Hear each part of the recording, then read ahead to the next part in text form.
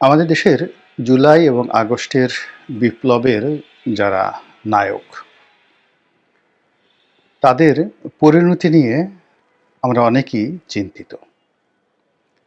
তারা অনেকেই ধৈর্য হারিয়ে ফেলেছেন, অনেকে বিকল্প অনেক কথাবার্তা বলছেন, অনেকে সাহস হারিয়ে ফেলেছেন, অনেকে কথা বলতে গিয়ে আবেগপ্রবণ হয়ে কান্নাকাটি করছেন। ফলে তাদের যে স্পিরিট ছিল, জুলাই এবং আগস্ট বিপ্লবের যে স্পিরিট, এটি এই মুহূর্তে নেই। এটি হলো বাস্তবতা। দ্বিতীয়ত, যখন বিপ্লবটা হয়ে গেল, তো বিপ্লব যখন হলো, তখন তাদের অবশ্যই একটা আত্মত্যাগ ছিল।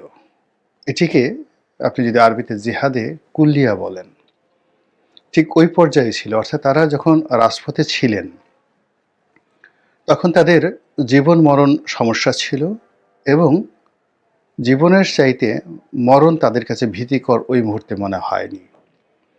যদি মনে হতো, তারা এই কাজটি করতে পারতেন না।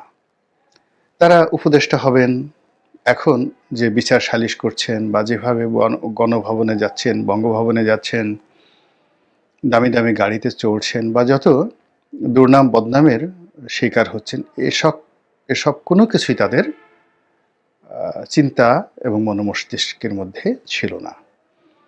তারা শুধুই মাত্র লক্ষ্য অর্জনের জন্য, অর্থাৎ প্রথম দিকে কোটা বিরোধী আন্দোলনে তারা চেয়েছিল যে তাদের ন্যায্য দাবিটা পূর্ণ হোক।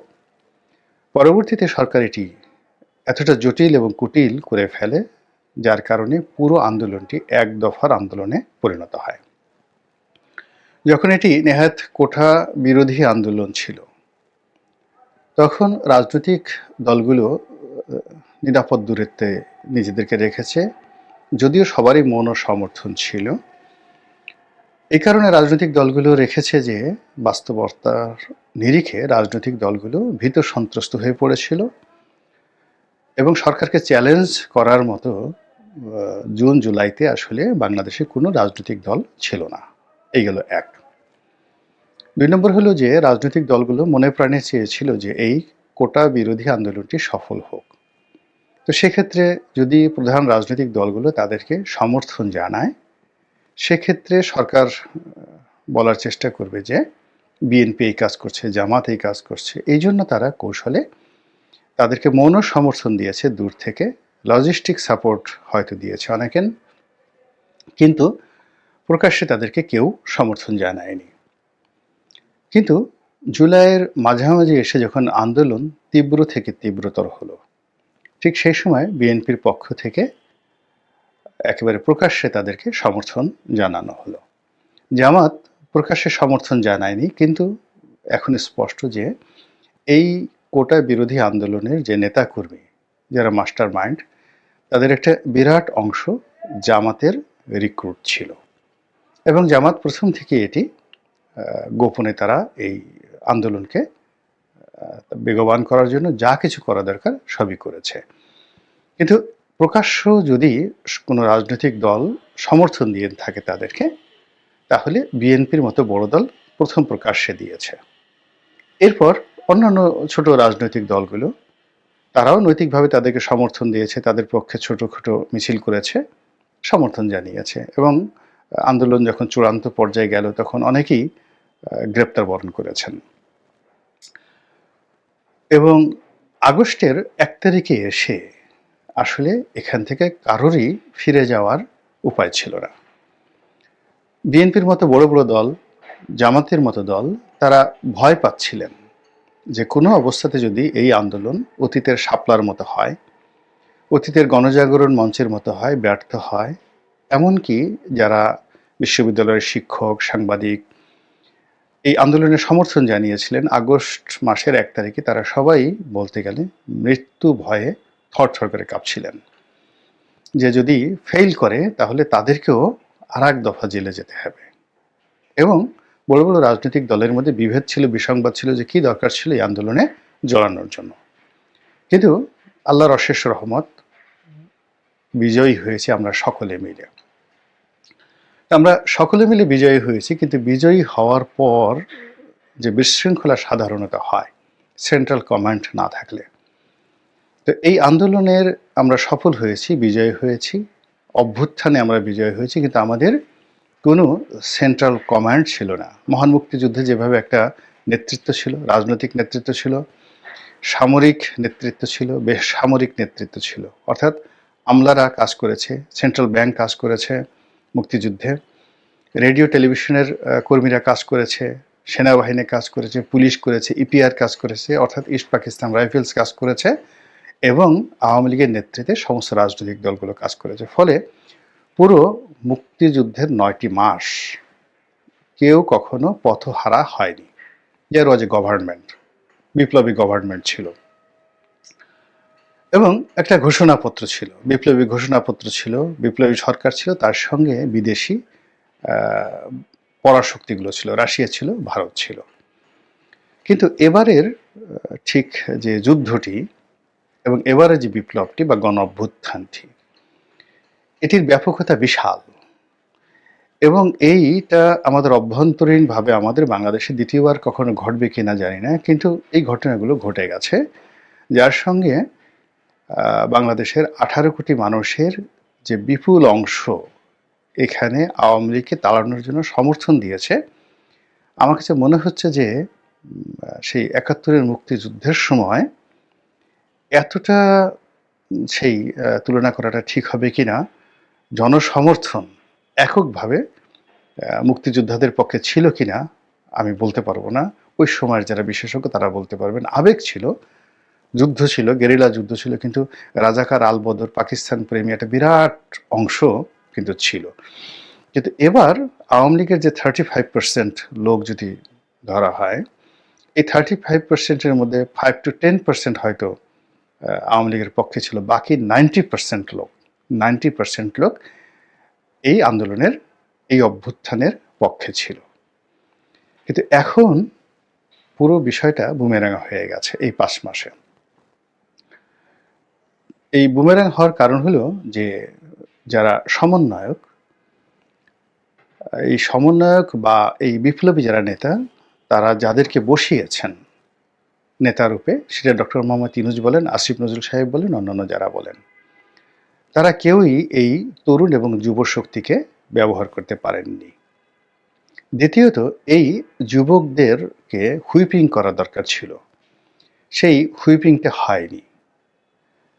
তাদের একটা সেন্ট্রাল কমান্ড তারা নিজেরা তৈরি করেছে, কিন্তু সত্যিকার অর্থে কোনো মাস্টার মাইন্ড, যারা রাজনৈতিকভাবে প্রাজ্ঞ, রাষ্ট্র পরিচালনায় অভিজ্ঞতা সম্পন্ন, যাদের একটি জাতীয়, যাকে বলা হয়, নেতৃত্ব দেওয়ার মতো যোগ্যতা রয়েছে, এমন ডজনস অফ পলিটিক্যাল লিডার্স যদি এই ছাত্র এবং যুবকদের নেতৃত্বে থাকতেন, তাহলে আজকের এই অবস্থা তৈরি হতো না। ফলে কি হচ্ছে, সঙ্গতের কারণেই সেই জুলাই এবং আগস্টের বিপ্লবের যে সুফল, সেই সুফল আমরা পাইনি।